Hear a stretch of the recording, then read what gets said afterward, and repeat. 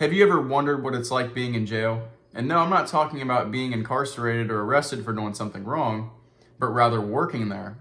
And that's an experience that I can share. Not many others can, but those who have worked in corrections like myself know it's a pretty interesting time.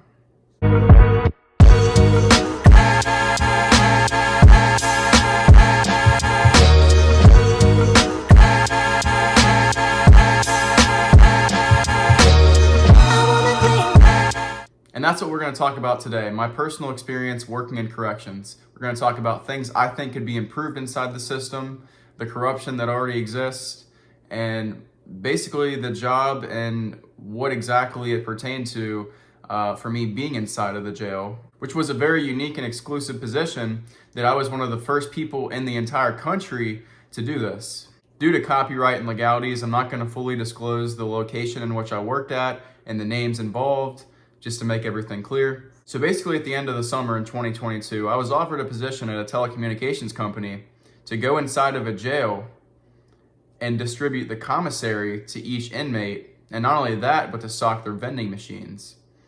And it wasn't as simple as it sounds. You know, just going inside the jail already sounds a little skep. But you have to actually tell these inmates what to do, and they need to comply with your request, just like you're a CO.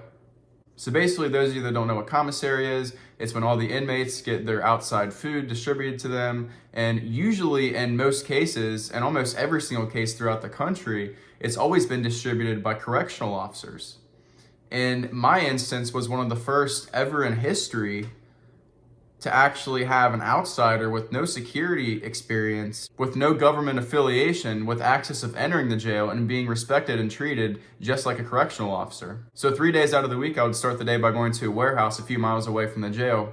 I would stock about 6 totes of commissary worth of just chips, Little Debbie's, all the worst and unhealthiest snacks you could possibly think of. But I would take these 6 totes, load them up into a truck, drive it to the jail about 5 miles down the road. And then once I get in, I would then take those totes to 6 different cells or cell blocks of a mixture of males and females. So it would be 3 males and 3 females. And I will say, when you would go to the males to distribute their commissary, it wasn't very difficult, honestly. They were just pretty laid back. They just wanted their food. But the women, on the other hand, it was a really different story. They would not leave me alone to the point where I had to operate under a fake alibi named Rusty.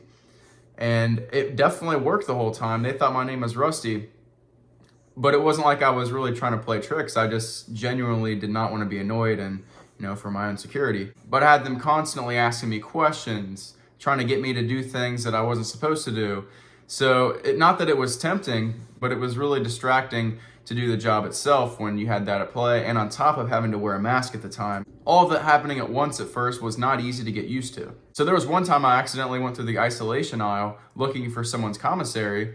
Well, little did I know there was a chute open, and someone took a bag off of my cart where I was distributing the commissary of all the other orders. He then takes that bag. I said, "Hey, give it back. Come on, man. Are you really going to take that? It's somebody else's order. Like, there's guards right here." He proceeds, he rips the bag open. I'm not kidding when I say this. He takes the piece of ramen, literally eats it dry. I get the guards. I'm like, "Guys, come on. This guy, he took a bag. He's eating ramen dry. He's messing this shit up."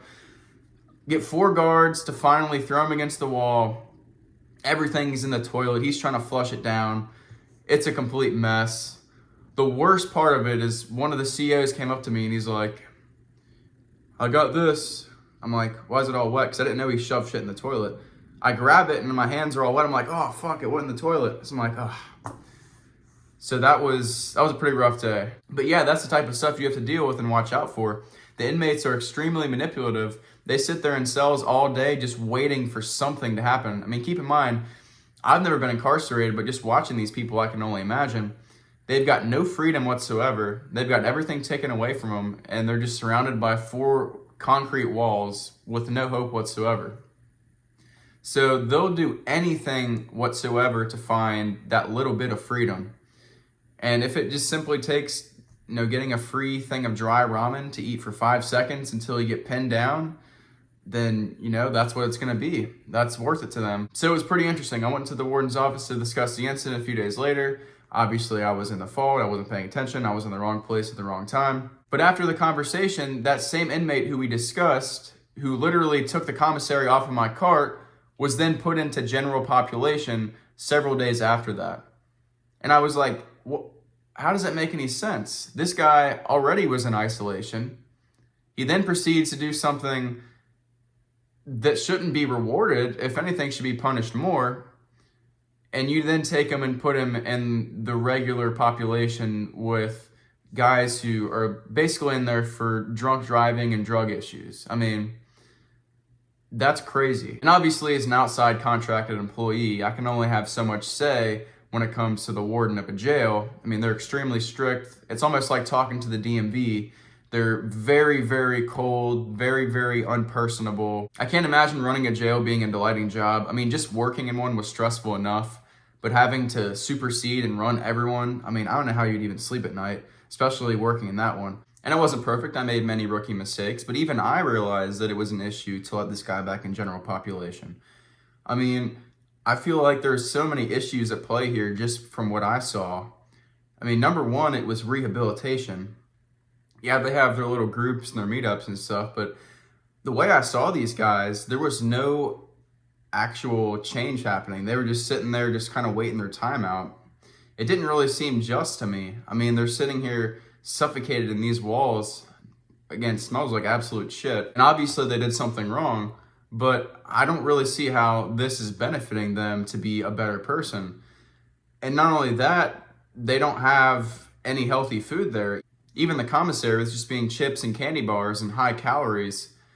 There was no healthy alternative. And even I made a point a few times. I said, why don't we implement some, Cliff bars or some sort of protein bar to give them some sort of nutrients here, because half of these guys are fat and out of shape. There's nobody that actually is in shape there.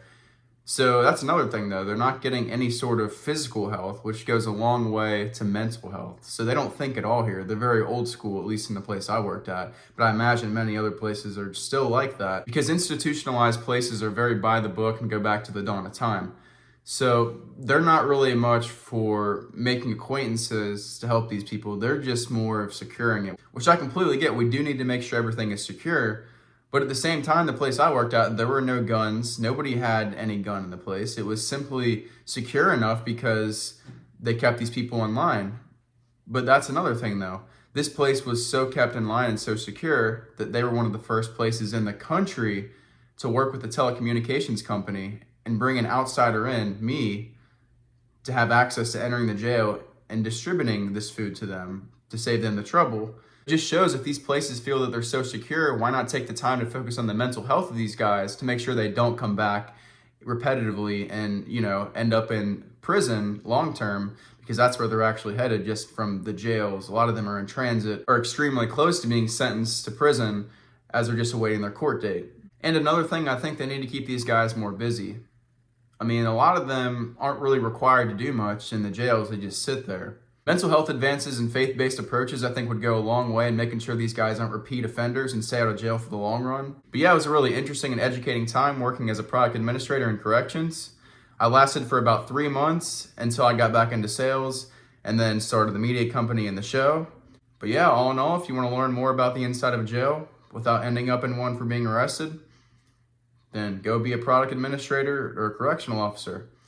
But yeah, that was my brief experience, and hopefully you learned something. We'll see you next time.